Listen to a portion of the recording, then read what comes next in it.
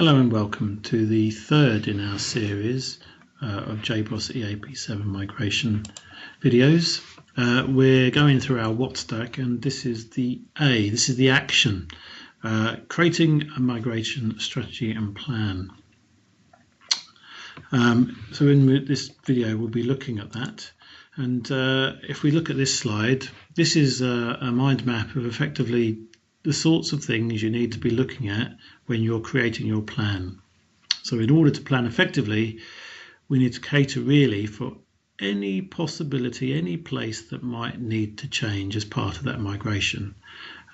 If we identify it and it does need to change, fine, but we need to look at all of the things that could possibly change as part of the migration.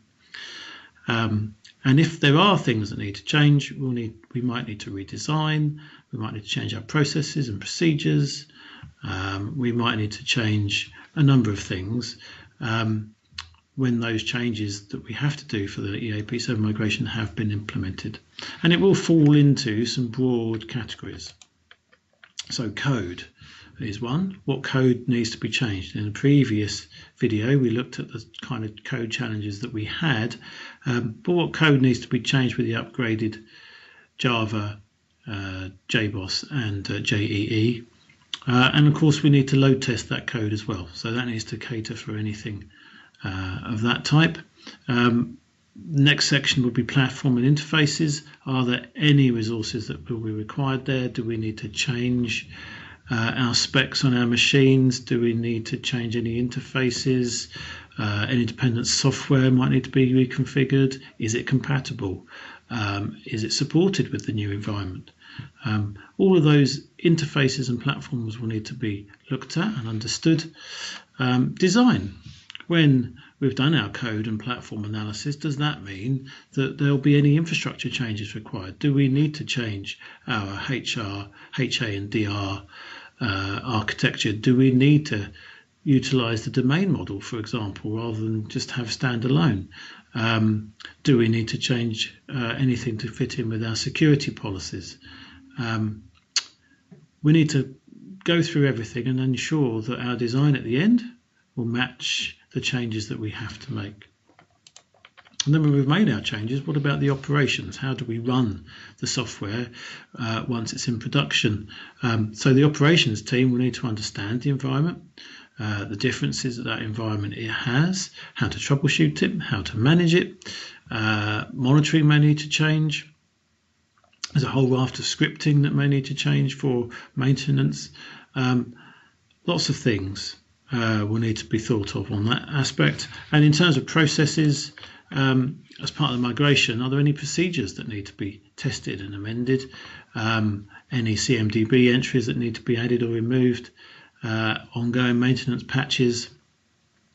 So roughly in those categories, those 5 categories, there are lots of different things that we need to be looking into so we can provide a plan for everything. And if we don't have to do anything, fine, but if we do, let's plan it, let's write it down, let's make sure we have it in our schedule. So the areas to focus here, as we say, we need to define a few things. We need to define for platforms our target environment, what our network sizing is, and the interfaces, and we need to start putting a picture together of what that looks like and the differences from what that looks like as to what we have it now. And it could well be that there's not that much at all, but we need to make sure that we've analysed and understood that. From a design point of view, are we going to make any changes to any platform considerations in terms of monitoring or migrations? How are we going to do this? Are we going to change our deployment? Sensibly, you try and do your migration as like for like as possible, and then if you have improvements to be made, you'll do them afterwards. But is there anything as part of the newness and the new features of EAP 7 that you would naturally utilize as part of that deployment? And one thing out of the design phase that is often forgotten is the data. Are we going to change our databases? How is the data going to be migrated? Can we turn these servers off for a period of time?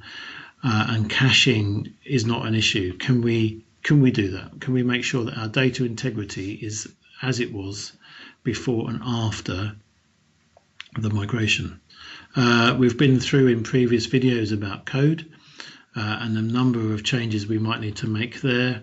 So I'm not going to go through that particularly, but just be aware that Java versions, JE versions and JBoss versions have changed, likely to have changed, and so therefore it's worth going through that in great detail. As we mentioned, operationally, there are things that will have changed. The admin console, the CLI scripts that you might need to use to query and identify and change the server configuration. How do we troubleshoot this? We need to understand these, we need to write them, we need to document them.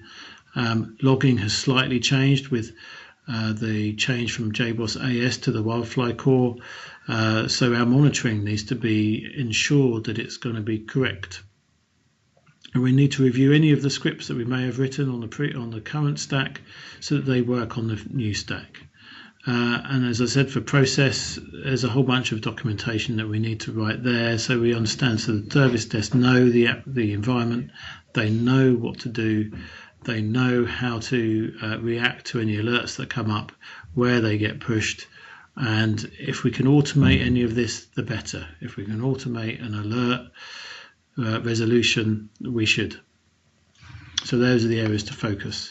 Now, to facilitate this, we have provided a guide to planning a successful migration, which is on the CTBT website, which gives you a nice little lifecycle management, which we've seen in a previous video, and a whole section where you've got all the categories listed out for you, and you can go through and tick off the ones that you think you are going to need to look at, the ones that you can cross off and say, no, I'm not.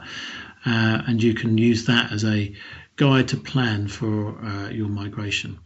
So go to the CTBT website and search for EAP7 migration guide, and you shall find that. So that's it for this video.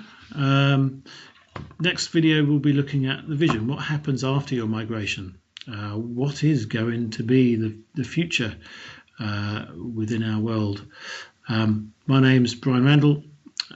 I thank you, and I'll see you next time.